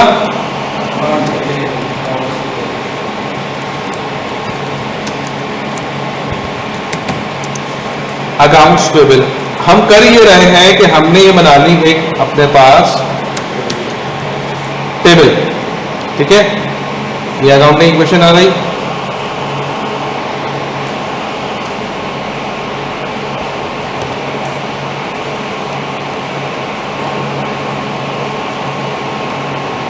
ये फॉर्मेट हमारा बन गया, काम करते हैं यहाँ पे सीरियल नंबर लिख देते हैं, ठीक है।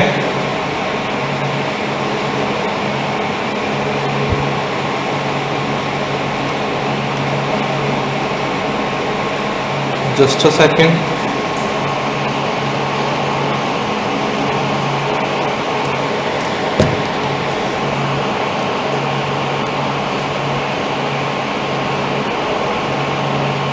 तो अकाउंटिंग इक्वेशन हमारी बन गई नहीं बन गई बेटा?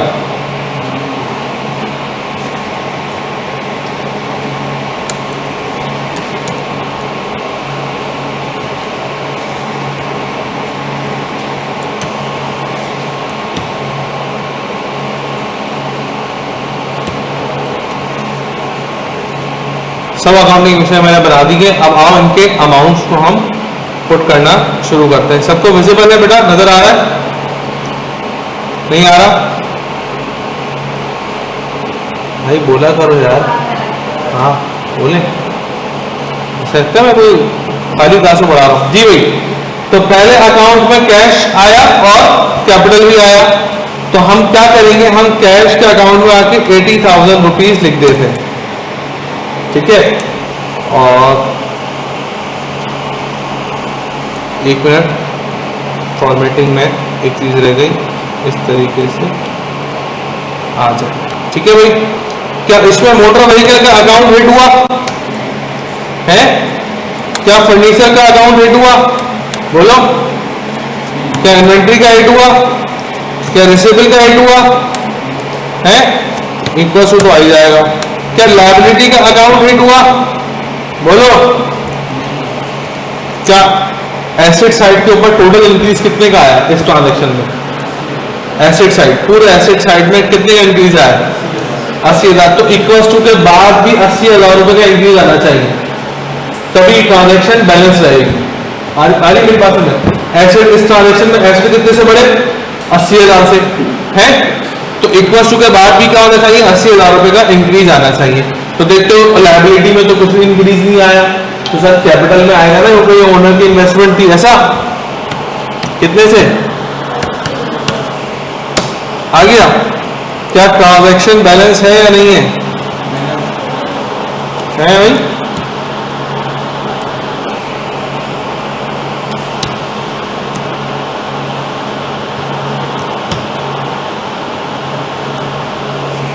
ओके जी, आ जाओ। ए ट्रांजैक्शन हो गई, अब बी में आ जाओ।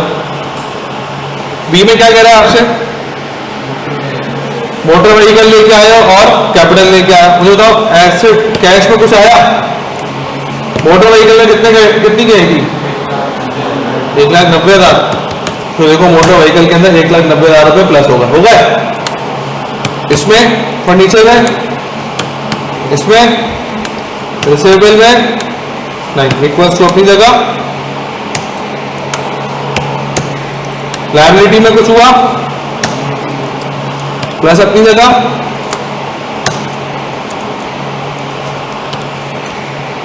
और सर चूंकि ये ओनर की इन्वेस्टमेंट थी तो ओनर का कैपिटल 1,90,000 रुपए से बढ़ जाएगा।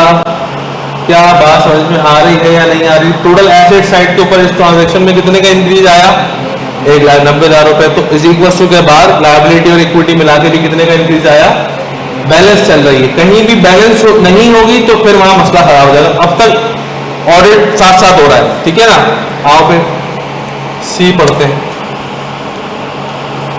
क्या लिखा था सी में? फर्नीचर आया 80,000 रुपए का। मैं बोलता हूं भाई कैश में तो कुछ इंक्रीज नहीं आया।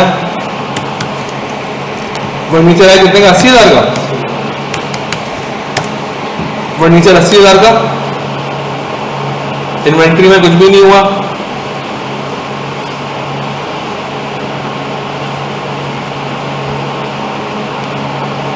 लायबिलिटी में भी कुछ नहीं हुआ क्योंकि तो स्वयं ओनर की इन्वेस्टमेंट थी। 80,000 रुपए से इंक्रीज आ गया। ऐसा है या नहीं है बेटा?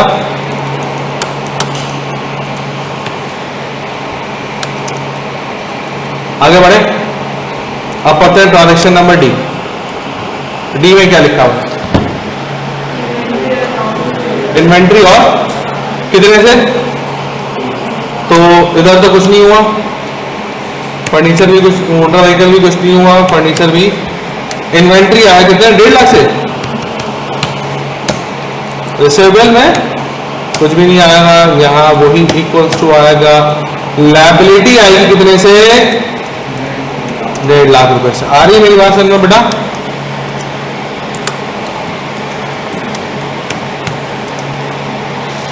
बात क्लियर हो कि क्या ये वाली ट्रांजैक्शन भी बैलेंस है या नहीं है? हाँ सर, एसेट में 1.5 लाख आया तो वहां लायबिलिटी और इक्विटी मिला के भी 1.5 लाख का ही इफेक्ट आ रहा है। ओके, डी के बाद ई। आ जाओ ई देखते हैं क्या है। ई में क्या लिखा हुआ है? पर्सनल यूज से कैश निकाला है तो कैश क्या होगा? माइनस होगा। ओके, आ जाओ। कैश से माइनस करने हैं 15,000। अकाउंटिंग में मैंने आपको बताया था कि अकाउंटिंग में माइनस का मतलब होता है ब्रैकेट में लिखना। अगर सिंपल कोई नंबर लिखा हो दैट इज पॉजिटिव, और अगर ब्रैकेट में लिखा हो इसका मतलब, तो चूंकि 15,000 रुपए कैश से निकाले हैं तो मैंने 15,000 रुपए करके कैश में क्या कर दिया? नेगेटिव शो किया है। ये बात समझ में आई? ओके, और फिर इधर कोई भी अकाउंट्स के ऊपर इफेक्ट नहीं आया।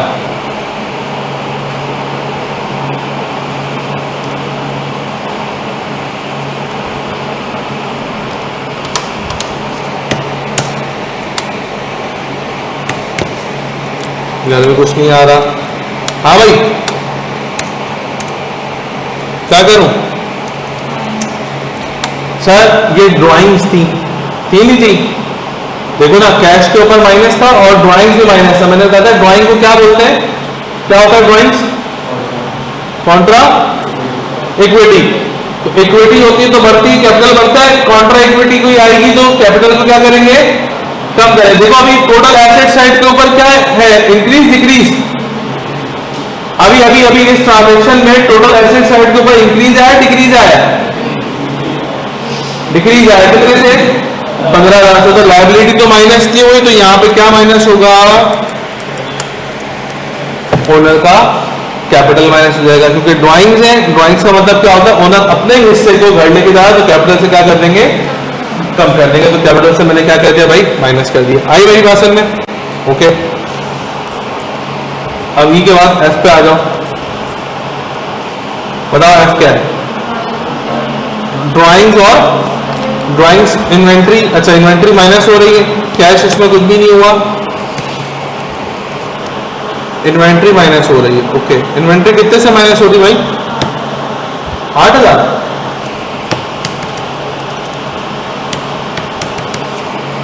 इन्वेंट्री माइनस हो गया 8,000 से, ठीक है। रिसीवेबल में कोई इफेक्ट नहीं आया, यहाँ वही चल रहा है। लायबिलिटी में भी कोई इफेक्ट नहीं आया। और मेरा बच्चा आपने क्या किया, कैपिटल से इसको 8,000 को माइनस कर। देखो इस ट्रांजेक्शन में भी 8,000 एसेट से ही माइनस हो रहे हैं, 8,000 कैपिटल से माइनस हो रहे हैं। एंट्री बैलेंस है, ऑडिट साथ साथ चल रहा है। फिर अब कौन सा आएगा, जी वाले में आ जाओ।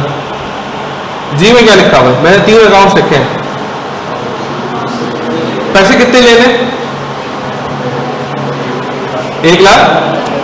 तो अकाउंट सिविल में आ जाओ और 1,90,000 रुपए लिख दो, ठीक है। अच्छा, माल कितने का गया, सामान कितने का था, तो इन्वेंट्री में 90,000 माइनस कर दूं, है बेटा भाई। 1 लाख आने, 1,90,000 आने, सिविल में लिख दिए। 90,000 का आपने सामान ले दिया, वो इन्वेंट्री से क्या कर दिया, माइनस। मुझे बताओ एसेट साइड के ऊपर अब तक का नेट इंपैक्ट क्या है, नेट इंपैक्ट क्या है। 1,90,000 प्लस मारे, 90 माइनस करे, तो 1 लाख का क्या हुआ, इफेक्ट आया है एसेट साइड के ऊपर। हुज़ैफा, एसेट साइड के ऊपर नेट इफेक्ट क्या है, प्लस का माइनस का। नेट इफेक्ट का मतलब क्या है, सारी ट्रांजैक्शंस को ऐड करो इस वाली ट्रांजैक्शन में, सारे अकाउंट्स को प्लस माइनस करो, तो एडिशन आया या वो आया, सब्ट्रैक्शन आया, कितने का, 1 लाख का। तो इसका मतलब इक्वल टू के बाद भी 1 लाख का प्लस आना चाहिए। मुझे कहा कि 1 लाख रुपए का प्रॉफिट है या नहीं है, प्रॉफिट है ना। तो प्रॉफिट किसका होता है, ओनर का होता है। तो प्रॉफिट ओनर कैसे वो क्या करता है, इंक्रीज करता है। तो आप लोग क्या करेंगे कि 1,90,000 रुपए के अंदर 90,000 माइनस कर दो तो 1 लाख रुपए आ जाएगा। आ गया। क्या हमारी ये वाली ट्रांजैक्शन बैलेंस है या नहीं है, हाँ बेटा, ये ट्रांजैक्शन बैलेंस है। हुज़ैफा समझ में आई कहानी या नहीं आई, अगर नहीं आ रही है तो मुझसे पूछ लो, और अगर आ रही है तो कोई मसला नहीं। जी के बाद एच भी है क्या, चलो बताओ इसमें क्या है।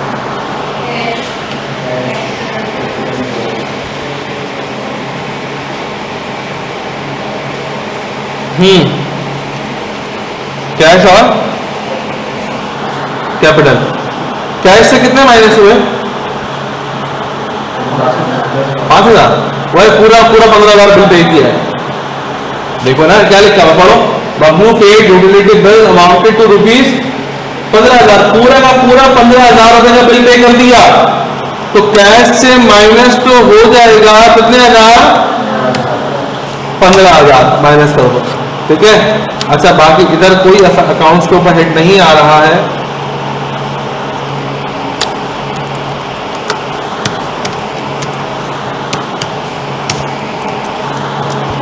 अब मुझे बात बताओ,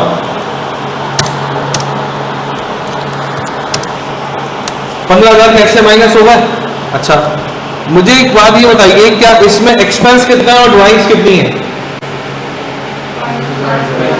5,000 की ड्राइंग, वो भी कैपिटल से माइनस होगी, और जो एक्सपेंस है वो भी कैपिटल से, बोलो, वो भी कैपिटल से माइनस होगा। तो पूरा का पूरा 15,000 रुपए किससे माइनस होगा ये, हाँ बेटा, इक्विटी से माइनस है, कैपिटल से माइनस करते हैं, 15,000 माइनस कर दिए, ठीक है। अब हम करते हैं इनकी बैलेंसिंग। क्या सारी ट्रांजैक्शन हो गई,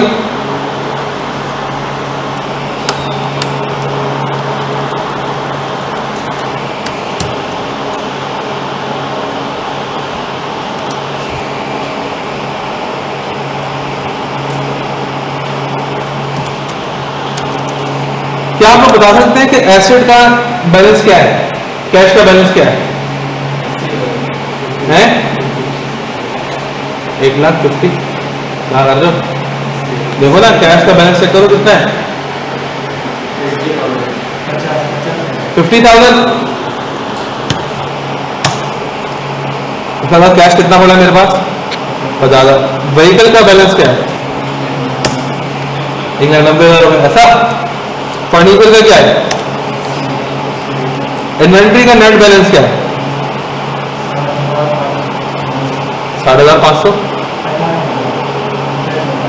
नहीं 68,000 कैसे?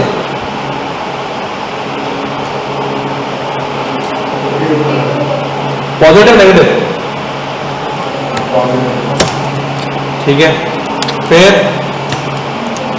सही है। हाँ भाई, लायबिलिटी का नेट बैलेंस क्या है? 1.5 लाख, ठीक है ना। इक्विटी का नेट बैलेंस क्या है बताओ जरा।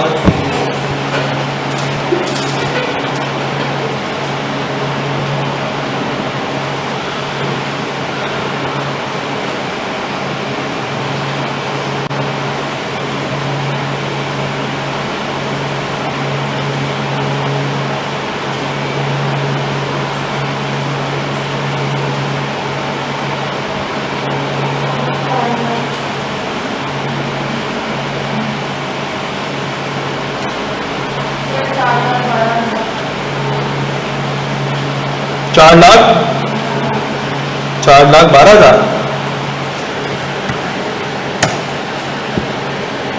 ठीक है। तो 4,12,000 रुपये हमारे पास भी आ रहा है।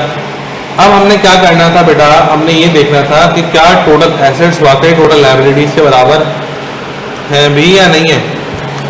अच्छा, अकाउंटिंग चूंकि यहाँ पर खत्म हो गई, तो मैंने कहा था कि अकाउंटिंग का रूल ये होता है कि ऊपर एक लाइन आती है, नीचे 2 लाइन आती है, तो अकाउंटिंग मतलब वहां पे क्लोज हो गई वर्किंग। तो मैंने देखो ऊपर एक लाइन लगाई है, नीचे मैंने दो लाइन नजर आ रही नहीं आ रही? आ रही है। तो 2 लाइन मैंने नीचे लगाई, अकाउंटिंग क्लोज हो गई। क्या आप लोग मुझे बता सकते हैं कि टोटल एसेट्स कितने के आपके पास हैं? टोटल एसेट्स कितने के बोलो।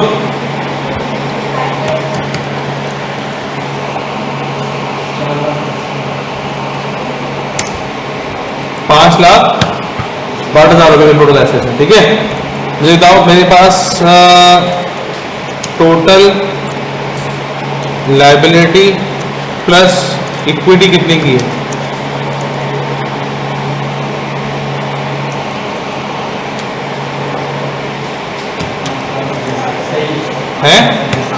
भाई? देखो एक तो ये है, और क्या है आ रहा है 5,62,5,62। तो इसका मतलब अकाउंटिंग इक्वेशन हमारी बैलेंस है या नहीं है कि टोटल एसेट्स बराबर है टोटल इक्विटीज और लायबिलिटीज के।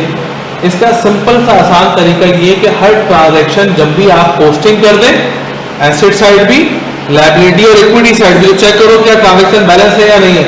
हर ट्रांजैक्शन इंडिविजुअली बैलेंस रहेगी, जिस तरह से मैं आपसे करवा रहा था कि नेट इंपैक्ट क्या है, नेट इंपैक्ट क्या है, नेट इंपैक्ट क्या है। तो एंड में जब आओगे तो अकाउंटिंग इक्वेशन आपकी बैलेंस ही होगी, ठीक है। इस चीज को अपने पास नोट डाउन करें और फिर हम नेक्स्ट सवाल पर मूव करते हैं। तो साहब जल्दी से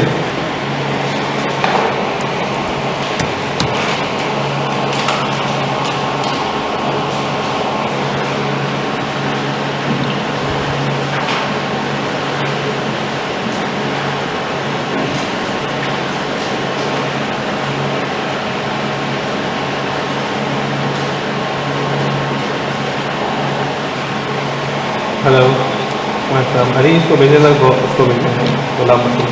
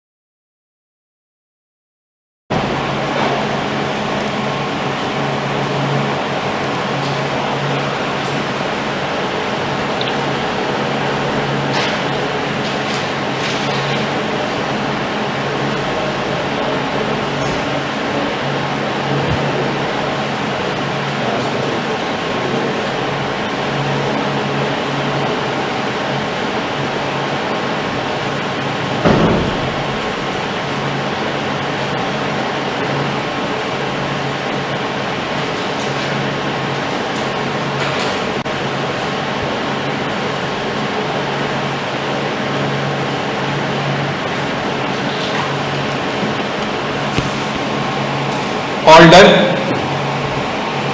नहीं, जल्दी से करें, कॉपी करें शाबाश।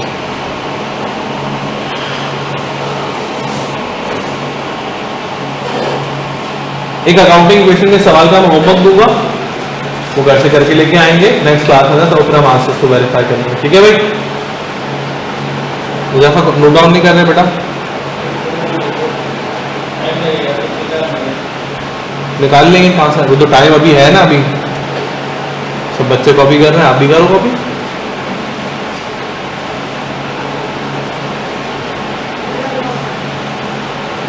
अच्छा,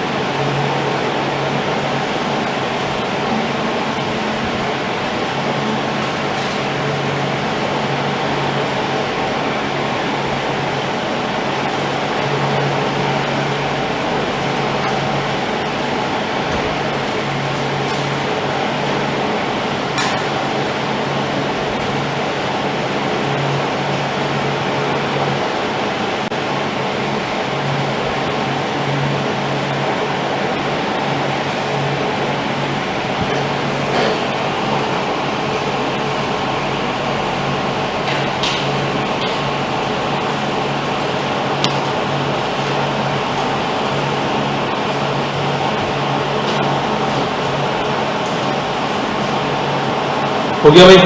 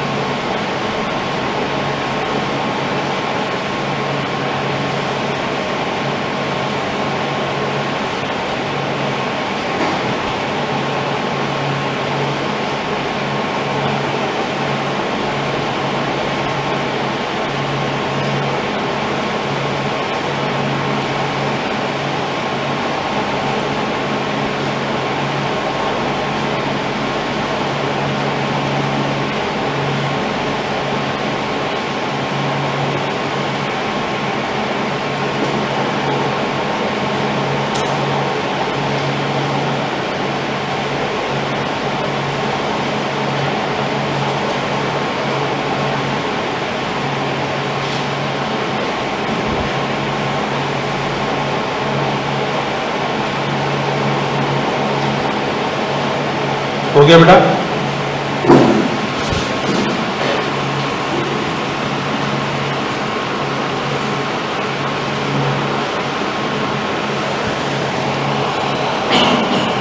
मैं सॉल्यूशन को आपके लिए यहाँ भी लगा देता हूँ।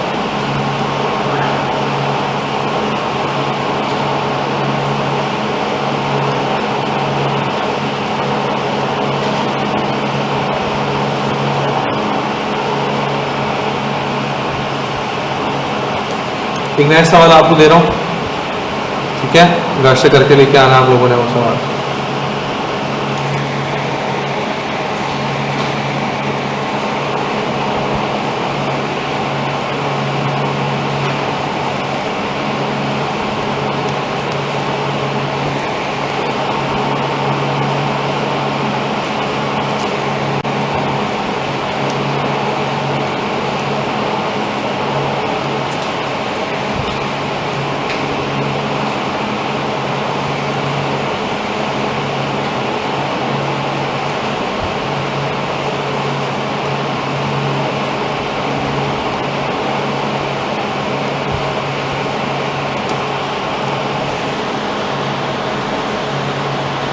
चलिए लीजिए सवाल को, और इस सवाल को आप लोग घर से सॉल्व करके लेके आएंगे प्रॉपर अकाउंटिंग इक्वेशन की फॉर्म में, और फिर हम इसको नेक्स्ट क्लास के अंदर फिर डिस्कशन करेंगे, ठीक है? अच्छा, कल अपनी क्लास क्यूएम की है, अकाउंटिंग की नहीं है, तो रेगुलेशन को रिवाइज करके आना। कल रेगुलेशन खत्म होने जाएगा, 10 मिनट की डिस्कशन रहेगा, ये एक सवाल रह गया, ठीक है? और रेगुलेशन में मैंने होमवर्क दिया था ना आप लोगों को, ठीक है? वो करके आइएगा और फिर कोरिलेशन भी स्टार्ट करेंगे, ठीक है? मेक श्योर कि everyone will have calculators tomorrow, ठीक है ना? कल कुछ हमने कैलकुलेटर की ट्रिक्स वगैरह भी सीखनी है, तो कैलकुलेटर सबके पास होना चाहिए, ठीक है? अल्लाह हाफ़िज़।